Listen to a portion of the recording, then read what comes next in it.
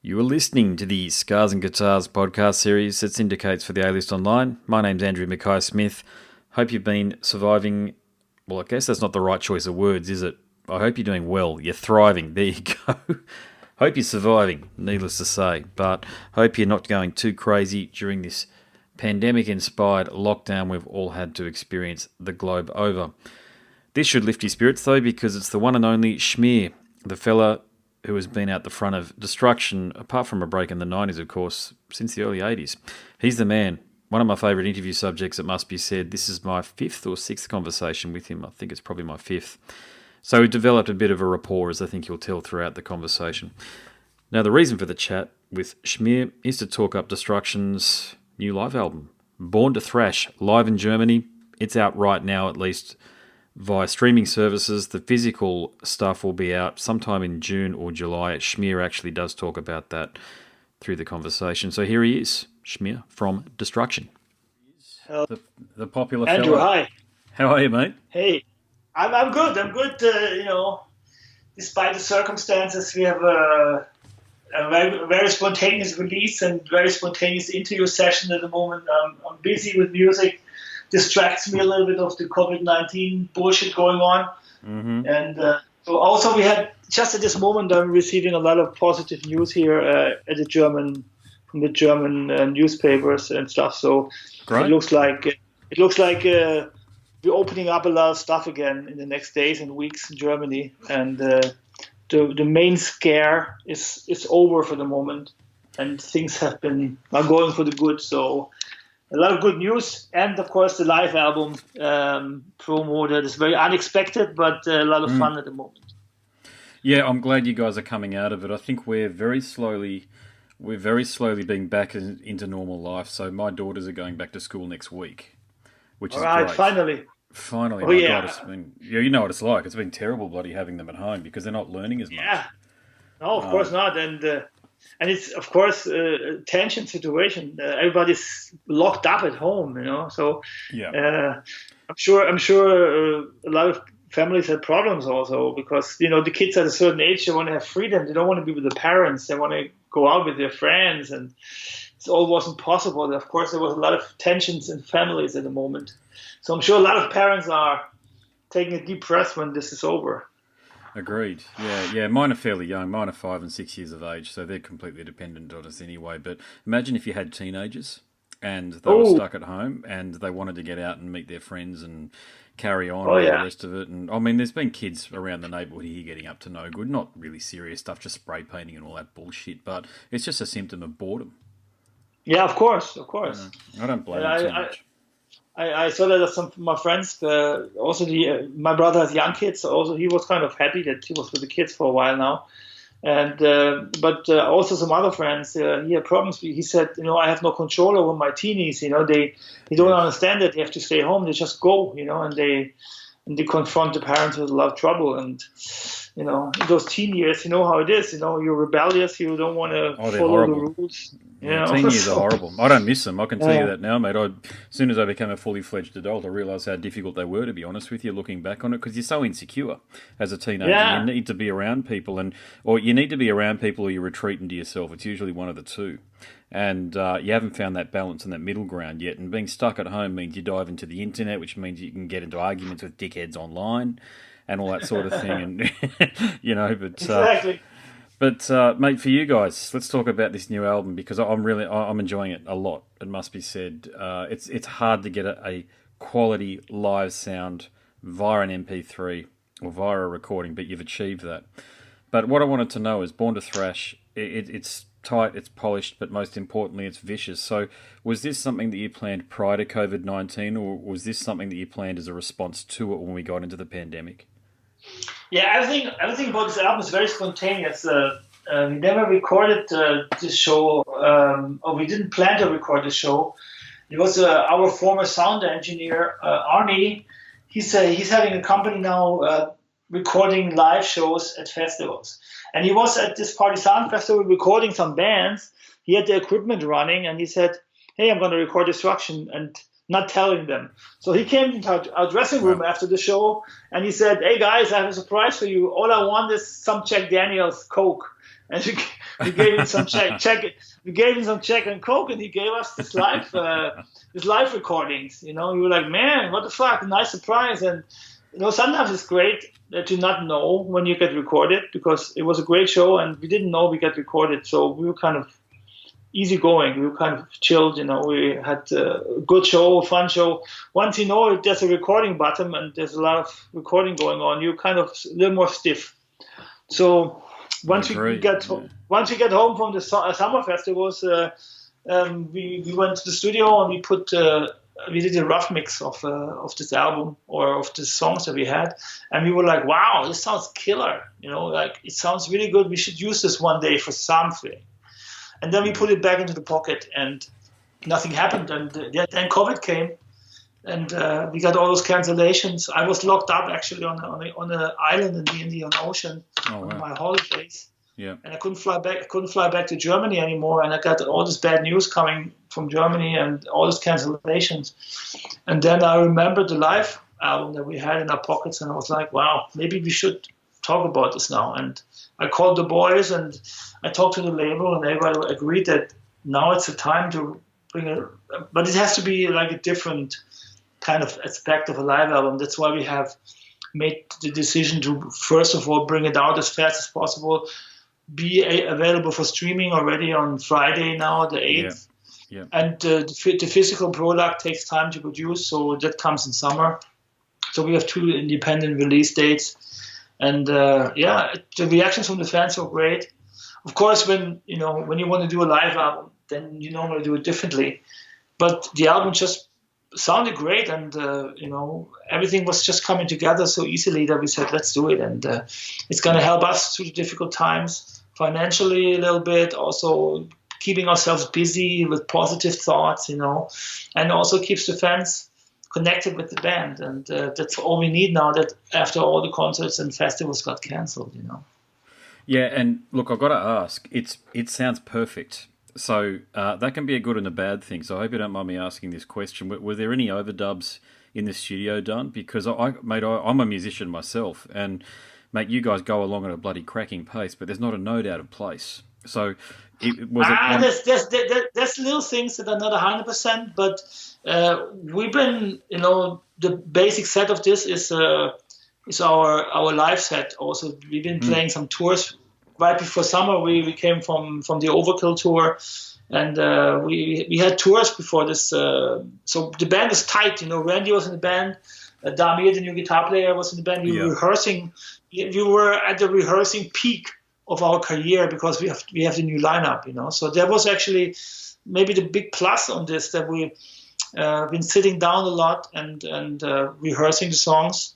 And Damir, the new player, he's actually an excellent player, and he prepared himself very good. He prepared himself maybe even a little bit better than us sometimes. You were like, wow, he can play all the songs better than us already. So we had to pace up.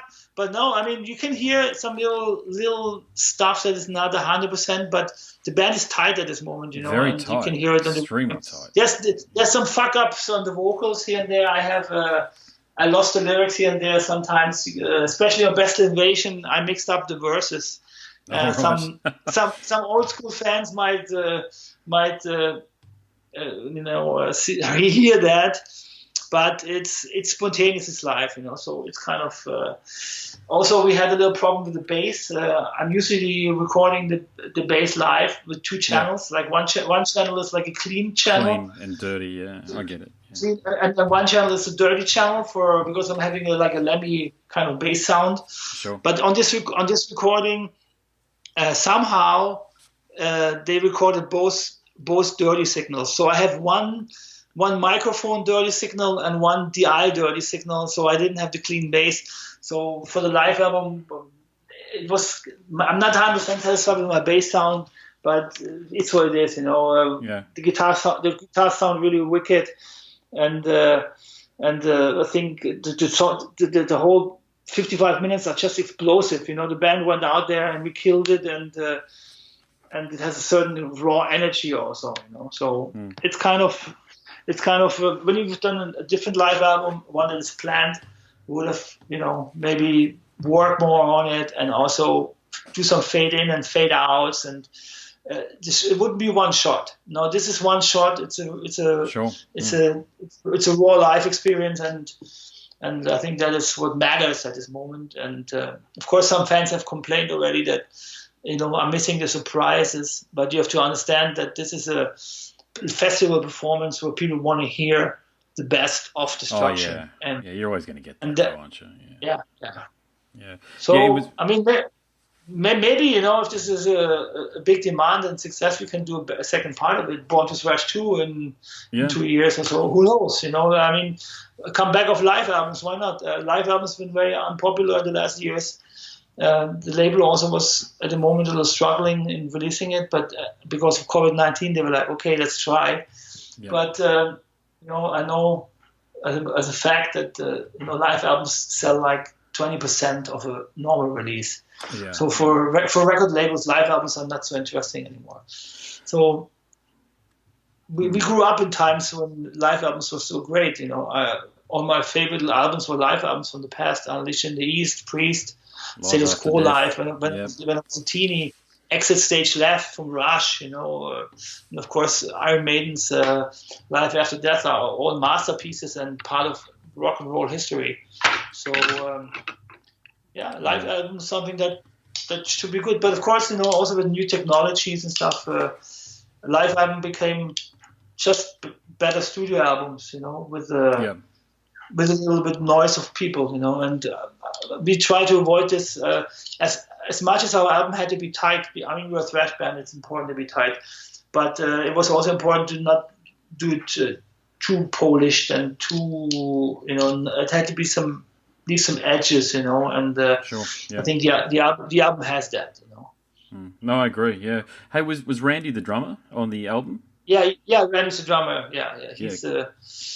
He's like a machine, He's so tight. He's so good prepared, and he was my favorite drummer for many years.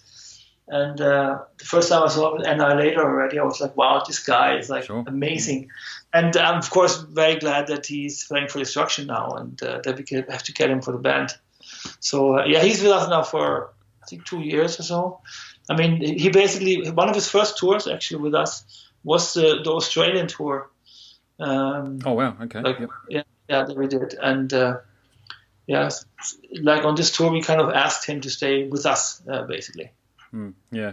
Hey, let's talk quickly about Born to Perish, because I rate that album very highly. As you probably, I don't know if you remember our last conversation, but we went really deep onto this one here, and I hope that it achieved the goals that the band wanted it to. So, do you think it did it do what you wanted it to? Did it reach the ears of impressionable listeners?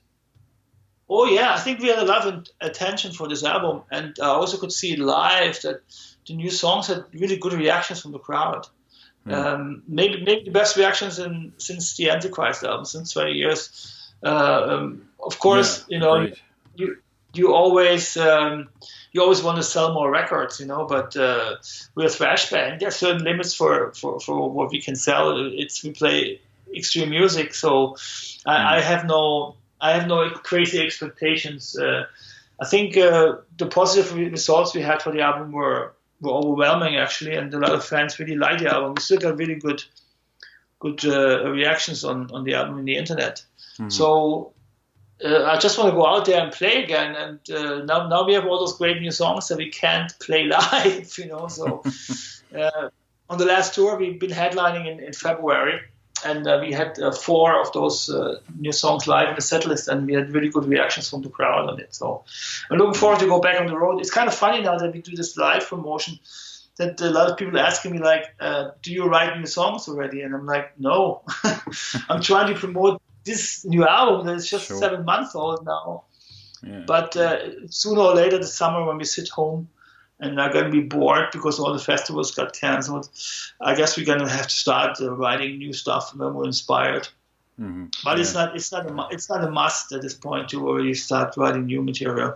On the other hand, of course, the new lineup is quite inspiring, and it's a very good band feeling at the moment. So, of course, once we start writing new songs, it's going to be exciting too. But we're not that far yet, but it's going to happen sooner or later. Yeah, okay. Well, look, you might have already addressed this next one here, but I'll ask it because, the business side of things, for example, in Australia, as I'm sure it's the same in Germany, Oh yeah. there's this real fear that small businesses, that is enterprises that employ between 5 and 19 people, will struggle and possibly they won't emerge from the pandemic. A lot of people are going to go bankrupt. And you know, bands are businesses. They're small businesses in the same way. There's four of you guys, you got crew, you all need to be paid in order to live and pay mortgages and kids' school fees and that sort of thing. So Yeah. for destruction, can you guys hold on until, say, the end of the year before you can play live again and start earning the type of money that you need to keep the band viable? Is that so? If this thing stretches right up until the beginning of, say, 2021, how will that I affect you mean, guys? we've been really scared to death when all the shows got canceled because we basically make our money with live shows. Yeah, Nowadays, in those days where physical sales are down and people are streaming, there's not enough money coming in from an album. So we have to play live. So luckily we have German government. We have some help for small businesses also. So as Destruction is a company, we got emergency help. Pretty much actually very unexpected, quick, and less bureaucratical than normally in Germany because we have a lot of, it's a very bureaucratic country here. Everything takes time and sure. a lot of applications that you have to fill out and shit. But this was actually a quite fast first help, like they promised everybody, and I think that really helps us at this moment now to survive. I don't know. Once now that everything's loosening up, it looks like there's going to be concerts happening this year. We have canceled everything till November. Mm-hmm. So November, December, hopefully going to happen before this. I don't know. So we don't know yet how we're gonna get through this because nobody has big savings here. We're a rock and roll band. We spend our money and we don't earn that much. So, but so far I'm not looking into a total crash, but of course it's a little threatening at the moment. But I'm trying to stay positive, and we're a band. We have also luckily little other incomes that come in here and there, merchandise and streaming sales are coming in every couple of months, and so this hopefully will keep us alive until we can really play again. But it won't be easy, but I'm actually happy to say that my government helped us at this point, and therefore Germany has done a lot of good actually to the small. They're trying to help the people as good as they can, of course. I mean, we're paying also a lot of taxes here, so finally it's time for the government to pay back, right? So that's how the system should work. Look, they're all really interesting points, and I'm going to ask this question here. I'm going to take it a bit broader outside of the music industry. So I don't have my finger on the pulse of German society outside of talking to people such as yourself. But of course, in 2016, Angela allowed 2 million migrants from Syria to come in who were basically all welfare dependent. Has that affected the mood of the people insofar as the amount of welfare that she has allowed to pass through Parliament to people, and that there are a lot more people now that are dependent on welfare? For example, is there a bit of resentment, do you think, building up in the German population toward these recent arrivals and their lack of contribution to the economy? Of course. I mean, we never had any like right-wing parties or something in Germany in our parliaments and something. After the Second World War, it was all eliminated and there was no such thoughts anymore. But now, of course, that there's been a lot of people coming to the country, a lot of foreigners. People get scared, and all of a sudden the right wing parties or party more on the right side, they had a lot of new voters, and people were getting scared. Of course, of so many people coming into the country, and of course, it was not the smartest thing to get so many people and so unprepared into the country, But Merkel wanted to do something good. She wanted to help those people. She wanted to set an example, which didn't work at the end because most of European other countries, they avoided it. They kind of denied, like countries like Poland and all the Eastern European countries. Sure. Yeah. They completely denied bringing hostages into the refugees into the country. So Europe kind of got divided by this refugee thing, and there's still no real answer about this. I think it was a good thing that we helped, but also it was not prepared well in my books, and now we had to learn that if you do something like this, it will just draw right-winged thoughts to right-wing people, and it won't help the community. If you want to help people and integrate, then you have to do it slowly, like it has been done. I mean, look at Australia. You're the best example for this. You're a whole immigration country. Like everybody's immigrant in Australia almost, and it worked because it's been done slowly. It's been done step by step, and in Germany we can force it. But I think hopefully our government learned from it. There's been some new rules now, and hopefully we can avoid to have a push for the right wing. That's what nobody wants here in Europe. But actually, it's been happening everywhere. If you look to Denmark or to Holland, to other countries, they all have governments now that are more on the right side than on the left, which is kind of a little disturbing to me. But it's basically a reflection of what goes on in the society. People are scared. Yeah, it's a reaction. And like with multiculturalism as a something that is foisted on people, it should never be done without the mandate of the people. And she didn't ask the German people if they were prepared to take in these 2 million people that you'd have to support for generations via welfare. And you talk about the tax side of things, and the same things have sort of happened here, but to a lesser extent over the years. Australia's got a massive issue with visa overstays, you see. So we get a lot of people coming in via plane, they just don't leave. And and they get forgiven, or I don't know what the correct term is, but they get forgiven and eventually get issued a social security number and then can access welfare. Because countries like Germany and Australia, we are the guiding lights. We are the countries that people want to come to from these developing countries, from Islamic countries and the like. But my view on all of these things, mate, ultimately is that if I wanted to move to Germany, it's because I wanted to become a German. Do you understand what I'm saying? Like, you actually want to contribute. You actually, if you want to move to Australia, you want to become an Australian. You don't want to come here because you get free stuff. I don't think that's fair on the population at all. And it's this stuff here that forces the reaction. And to your very well made point there about these populist right wing, you wouldn't call them extreme right wing, but they're sort of heading that way, aren't they? They're not centre right, and you get these populist members of parliament, if you like, appearing, and that's very dangerous long term because it causes a reaction to the other side again. And that's where Angela did the bloody wrong thing there, mate, in my opinion. Yeah. And it should never have been done to the German people. No, and of course, you cannot even be mad at the crowd, because normal people, all they see is they don't have much money, they may be unemployed, they have to do a lot to get help from the government. And of course, then all those refugees come and they get help right away, It's like... Yes, same thing in Australia, mate, yeah. And that, of course, that pushes the hatred. It's a very easy game. But hopefully they learn from this. And now, of course, since the COVID-19, everything's on hold anyways. And also European policy has to learn to be more united. Now Europe is drifting apart again after all the achievements we had. It kind of sucks, It's also the refugee problem showed how divided Europe is also for real. All the Eastern European countries, they came to open their hands and say, hey, we need money for highways, we need money for this and that. So they got a lot of money from Europe. But then when they came to help for the refugees, of course, nobody wanted to take a part of it.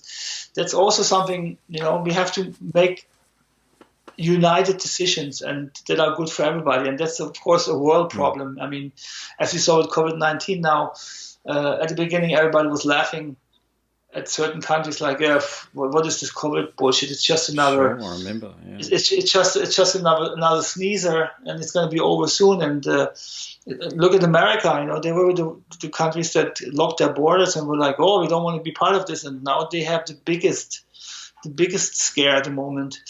Yeah, it's, we have to learn on this fucking planet, and everybody knows that we have to learn to work together, and it has to happen. Otherwise, we're going to kill the planet. I mean, also for preventions and stuff, and there has to be a solution for it to work better together. And hopefully, this COVID-19 is a little step towards this. Yeah. Well, it's interesting, isn't it? With all of the industrialisation coming effectively to a halt, I can see the stars again. And I live in a semi-rural area, so I didn't realise how much pollution and smog were even around. Oh my us. God! Yeah, it's crazy, incredible, isn't it? You look up and you can see the stars. I even took a photo from within a tent that had a mosquito mesh over the top of it a couple of nights ago. We had the kids out in the backyard, and these new iPhones are fantastic with their phones because they take a video and they compile it to make it a photo. Yeah.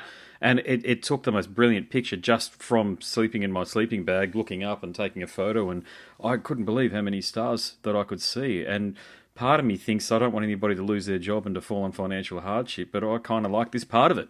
Not the lack of pollution. I mean, who doesn't, right? It's obvious. It's great. It's great. I've been bicycling a lot, so I took my bike out with my girl. I've been biking the most in many years, the last weeks. Yeah. And it was so nice. There was no cars, the streets are free. It feels great. But yeah, it's going to come back. But yeah, we have to, now there's big talks everywhere.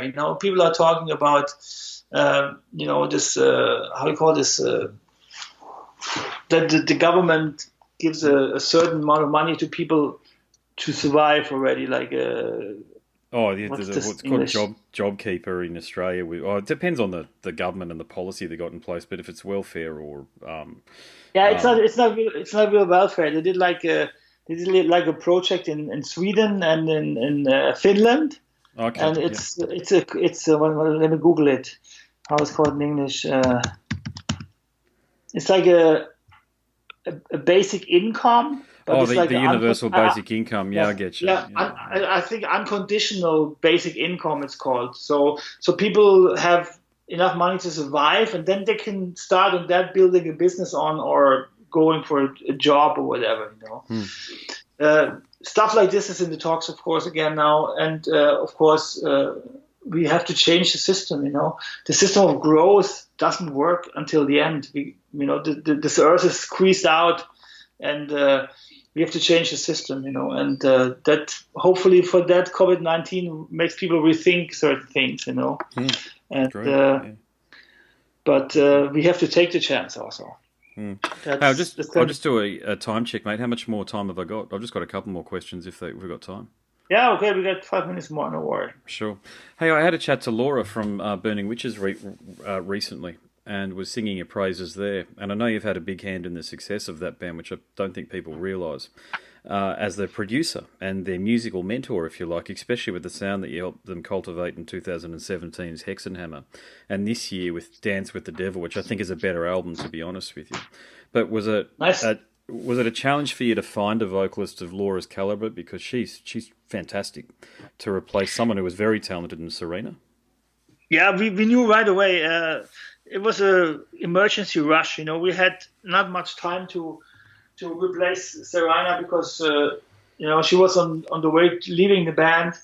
She has it was not a very nice setup actually, and we were looking for a singer of her caliber. And when I saw and heard Laura the first time I saw her, I was like, yes. And now I want her to sing good. Then I heard her sing the first time, and I was like, okay, this is really not bad. And then when we sent her a Burning Witches song to sing on, and she sent us the song back, I was like, we have to invite her. And when she came, and she could prepare herself for some days only, and she came to sing some songs in the rehearsal room, I said to the girls, we're not going to find a better singer, not in this amount of time we have, and maybe even not in the whole year, because her voice is perfect. She sounds, of course, a little more rough than Serena, but she has the full range, and she has a very good appearance also, and she has all that it takes, So it was a kind of rough decision for the girls also, and the way we introduced her, she basically replaced Serena at the Sweden Rock Festival without any announcement. It was a big test also for her, and she did great. And since then, stuff has been improving a lot, and she did a great job on the album. That was a big test, of course. Is she gonna be able to write good hook lines and perform good on the record? One thing is to sing songs of somebody else, but then make it your own. And she did a great job in the studio. I worked with both singers in the studio, and I have to say they both are of the same caliber, both amazing singers. Serena is a little bit higher. She can go a little bit higher in range. Yep. But Laura has a very scratchy voice. Also, she can sing also like an angel at the same time. She's very diverse in her singing. She's also very well educated as a singer. She has a fantastic intonation. That's number one thing as a singer, that you have to find the notes, and she never hits the wrong note. So it's amazing to work with both one in the studio. But yeah, I'm very happy for the girls that they found Laura, because it wasn't an easy task, and fans had a high expectation. And of course, there will be always people now screaming for Serena because she was singing on the first two albums, But you have to see those girls. They made a miracle happen. They found a singer that is as good as the old one, and they did a great new album. And they continued their touring schedule, and they didn't break up. Because all those things are not normal. When this happens, there's so much doubt and so much problems coming in. The girls reacted so good and so professional. And this is the real miracle for me. The band kind of reborn from the ashes, got even stronger through those difficulties. And that's what makes a band, going through difficult times and get reborn stronger out of the difficulties. And that will hopefully benefit, the band will hopefully benefit from those difficulties they had. And I have to say, the new album receptions are amazing. A lot of great reactions on Laura also. Laura was also a little bit, scared, to see how. Yeah, I get it. How fans would react, but I think the fans gave her a fantastic welcome. And of course, when Sammy Hagar was in Van Halen, everybody was screaming for David Lee Roth. Then David Lee Roth came back, and everybody said, "Oh, he sings terrible! Help! Help! We want Sammy Hagar back." So I remember that. you never have everybody satisfied. So hey, it's the best we can do, and the girls are going strong, and it's great to see that. Yeah, great. Yeah. All right, mate, I'll wrap things up there. Just my final question, wrapped in a point, would be, I host a podcast series. Are you comfortable with me releasing what we've spoken about in my podcast series? Yeah, of course. Sweet. No, I just thought I'd ask, mate. No worries at all. Well, mate, no doubt we'll be chatting again. We seem to chat every year for the last 4 years or so. So good luck with everything. It's been busy years, so it's good to stay connected. And thanks a lot for the support. And it's this one was of course an unexpected interview, but for us, we're very happy we could do this live album now to stay connected with the music world and with our fans. Absolutely, mate. We're all said, yeah. All right, thanks very much for the chat, brother. I really appreciate it. Good luck with everything again. Thank you very much, Andrew. Have a good night. You too, mate. No worries. Talk to you. All right, stay safe. Bye. You too. Bye. You have been listening to the Scars and Guitars podcast series that syndicates for the A-List Online. My name's Andrew Mackay-Smith, and that interview subject was the very excellent Schmier from the German outfit Destruction. Thanks for listening.